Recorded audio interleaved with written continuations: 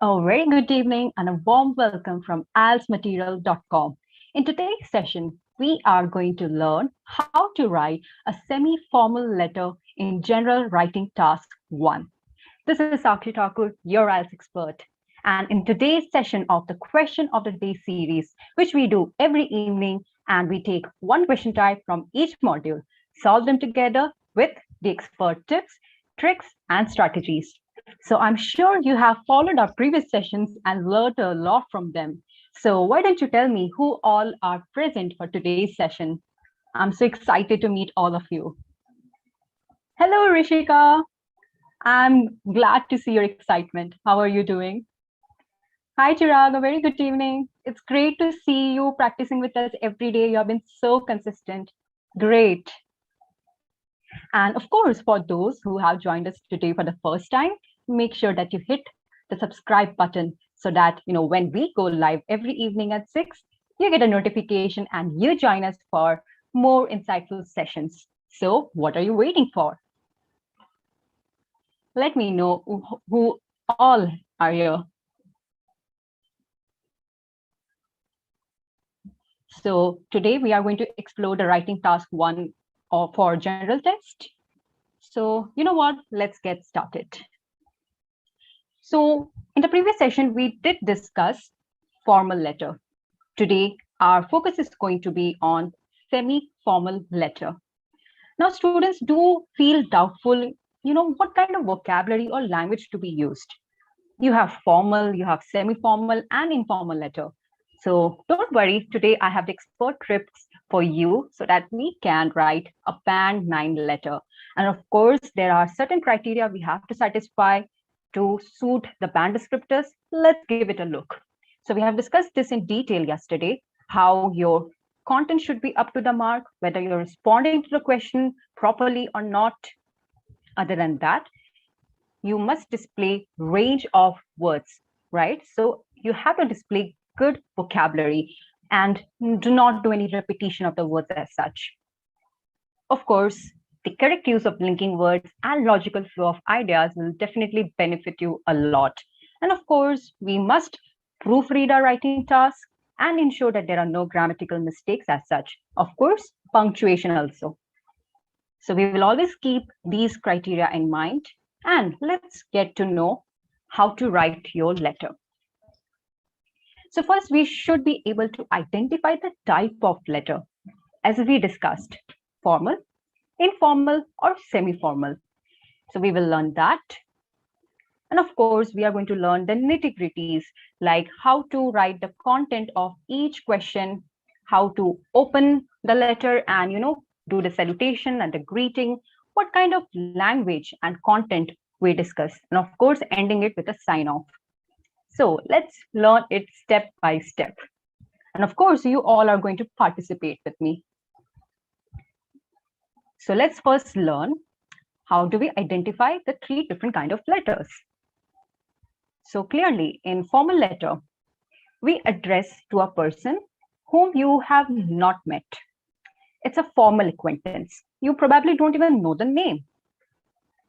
As far as semi-formal is considered, yes, you may or may not have met a person, but you definitely know them by their surname or their last name. And in informal letter, definitely it's for your friends and family. So this is the simplest difference between the 3 kinds of letters. Now, of course, how we open the letter and how we close the letter, that's where the difference lies. So let's, fine-tune our focus only on semi-formal letter. So as I said, you can mention the salutation by putting the last name and closing it off with yours sincerely. So let's learn in detail about semi-formal letter. And I hope you have all been making notes. So language is very important to be considered in this kind of letter. Now, what happens is, in formal letter, of course, you'll be using some sort of formal vocabulary. And in informal letter, the way you talk to your friends, that's the vocabulary which is inculcated. Now, what to do in semi-formal letter? Now, I would say it's a mix of both. So let's address that first. Of course, in formal letter, We are not going to include idioms, slangs, phrasal verbs, contractions. No, we don't do that. Then what about semi-formal letter? Well, contractions are allowed. Yes, you can use. Unlike formal letter in which, we often use impersonal language. Let's say the complaints that have been received. You can use personal language in semi-formal letter. So you can use the personal pronoun. That's completely okay. And you can stick with the formal vocabulary because let's say you are writing a letter to your postal warden, or let's say your accommodation officer, your HR manager. Those are the different kind of letters that we write in semi-formal. Let's learn a little more about a language aspect. What to avoid? So we have explored the do's. Now let's see the don'ts. So you have to strike that balance between formal and informal letter. Now that's where the semi-formal comes. So that means not too formal, not too informal. So let's see how the words create a difference. So language that's too formal, let's say, being very polite. No, we don't really do that. What about informal words? Again, we don't really do that because let's say your HR manager or your neighbor or your landlord is not your friend, but still you know them. Of course, you will avoid the slang words that you use on social media or your SMS language. That will not be a part of our letter. In fact, it will not be there for your informal letter, especially the text or the SMS language. So we will keep these features in mind. So here is the breakdown of formal, semi-formal, and informal language. So let's give it a look. So in formal language, the example looks like this. I require your assistance to purchase a diamond jewelry for my wife, right? Now let's see the semi-formal version. I need your help in buying a diamond jewelry for my wife. So see, require, need. Assistance, help. Purchase, buying. And then the remaining structure is the same. Now let's say informal. How about hopping along with me to the jewelry shop and helping me to select a piece of diamond jewelry for my wife? So do you see the difference among the language? Let me know in the chat section. And as I mentioned before, we can use contractions in informal and semi-formal, but definitely to be avoided in formal letters. So I hope you have kept note of all of these points.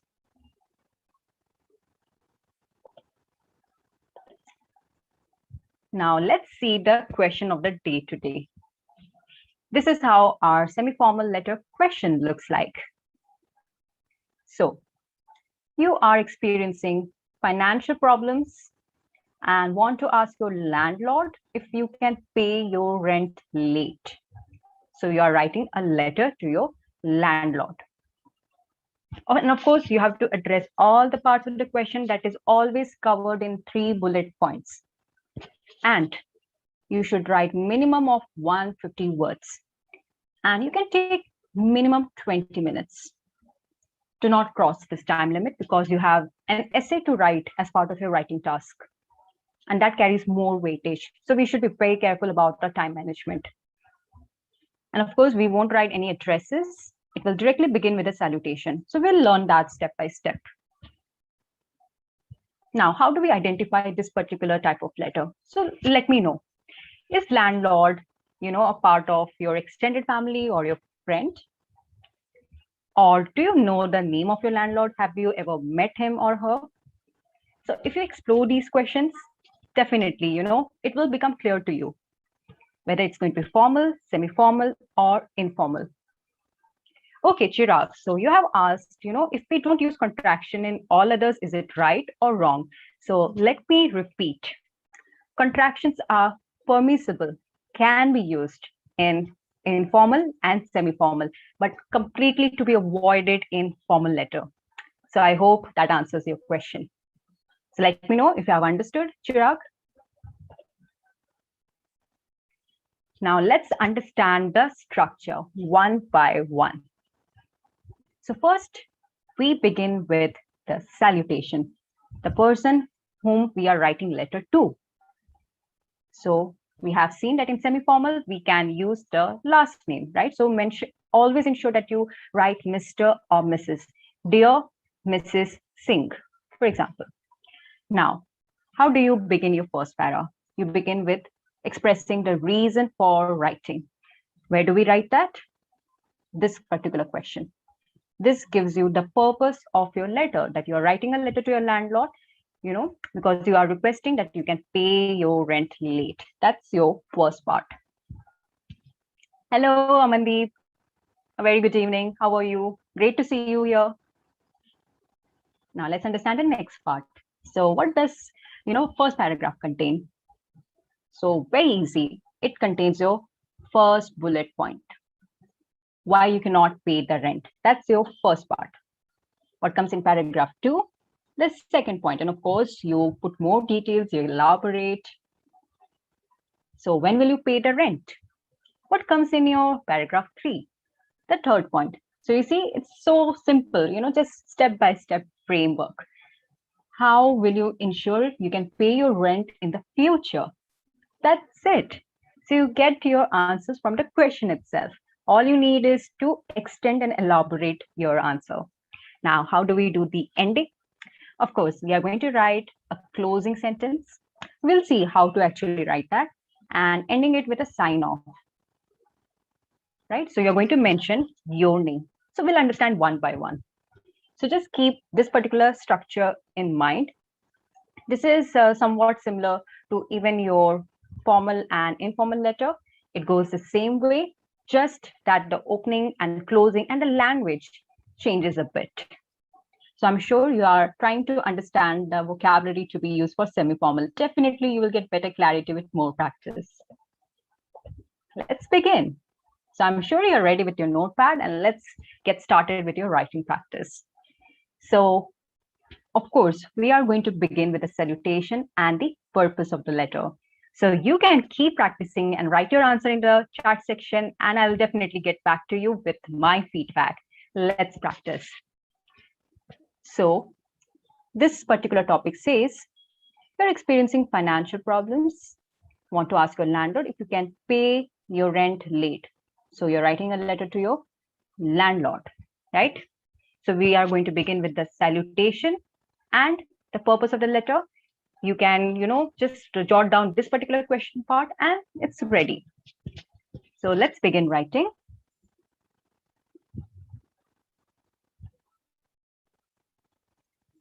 So this is how we are going to write the first letter. So let me know your answers.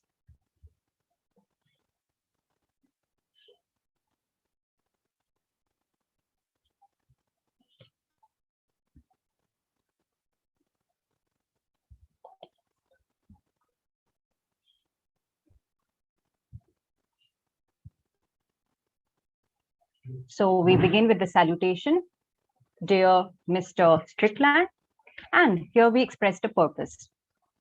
I'm writing to you to request that you allow me to pay my rent late this month. This is how your introduction begins. So do make a note. So we have covered the first part of the letter. Now let's see what we do in our first paragraph. Of course, we are going to elaborate the first bullet point. All right, so let's see Amandeep's answer.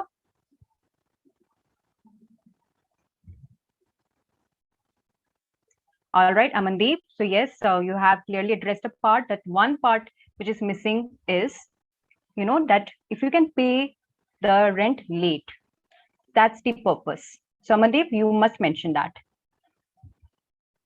Okay, Chirag, a good attempt. So here you will not write regarding to pay late rent. It will be, I'm writing this letter with regards to payment of late rent. So we need to change the grammatical structure.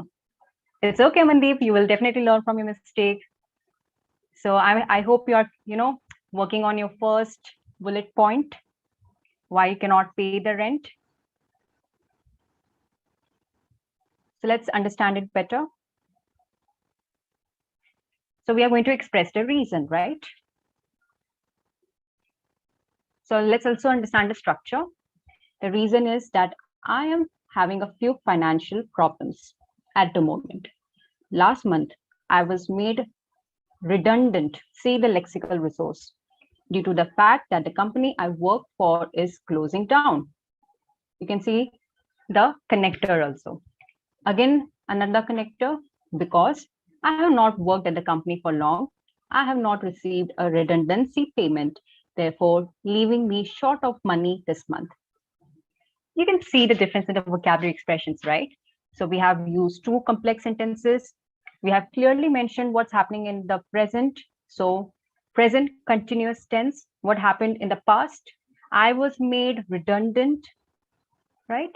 So that's your past tense. And then what happened in your recent past? I have not received a redundancy payment. So you can see good grammatical range. So that's how we write.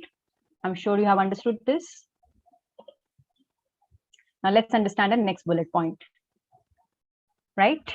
So of course, if you want to explore more tests and questions, so make sure that you head over to our ebook store, where you will receive this ebook combo with the recent actual test questions and various mind maps and strategies to kickstart your preparation for IELTS. Make sure that you use the code IELTSU20 and avail a discount of 20%. This offer is available for a limited period. So hurry and give a look to our ebook store. Let's come back to our letter practice. So of course, now we are going to mention when you will pay the rent, right? So you have to be very clear with your time vocabulary. So here we have mentioned, I can assure you that I will be able to pay the rent on the 15th of next month. You are clearly mentioning this. And of course, you have to elaborate, like how are you able to pay the rent if you have lost your job? So clearly found another job and they have kindly agreed to give me an advance. And they're unable to arrange this until next week. So again, now here we have used future tense, right? So this is how we must take care of a grammatical aspect. Now let's understand the last bullet point. How will you ensure you can pay your rent in the future, right? So that's what we have seen in the letter format. Now here, that's how we are going to write. Pay the rent. I can assure you that I'll be able to continue to pay the rent at a full rate and on time in the future. As I mentioned, I have a new job and this is on a long-term contract, meaning that I will have a secure and timely income. I may also set up a direct debit so the payment goes to you automatically each month. So we can see some really useful collocations, right? So this is how your last body paragraph would look like. Great, Amandeep. Yes, absolutely right. I would definitely be able to pay the rent next month as I have got another better opportunity. Perfect sentence, no grammatical mistake. Now, of course, we have to end the letter. So how do we do that? We are going to close it off. So you can also use alternative expressions, looking forward to hearing from you, looking forward to, having a word with you. So yes, that's also fine. So here we have written, I hope this will be acceptable to you, but please contact me if it is a problem. So you can see it's still a formal tone. We cannot be very informal in our tone. So this is how we close it. And of course, ending with yours sincerely, comma. Do not forget to write yours with plural. Often students miss out the S or they will write apostrophe S. Do not do that. All right. And mention a name. Do not write XYZ. It really looks, unsatisfactory. So we'll ensure that not to happen. So So finally, this is how our letter is going to look like. So let's see what all we have taken care of in the letter if you want a band 9. So we have clearly written the purpose. We have covered all the 3 bullet points in 3 organized paragraphs with the appropriate vocabulary, somewhat in a formal tone, with the correct tense as I have illustrated in different body paragraphs, and of course, grammatically correct. It's great to see that you all have practiced with me, and I'm sure you have gotten better clarity. So make sure that you also check our previous sessions if you want more content and more idea about how to prepare. And of course, you can check today's sessions feedback also in the link given in the description box below. So why don't you subscribe this channel and make sure that whenever we go live at 6 p.m., you join us for the question read day series. So like and share this video if you find it useful. And of course, we are going to meet again tomorrow at the same time. So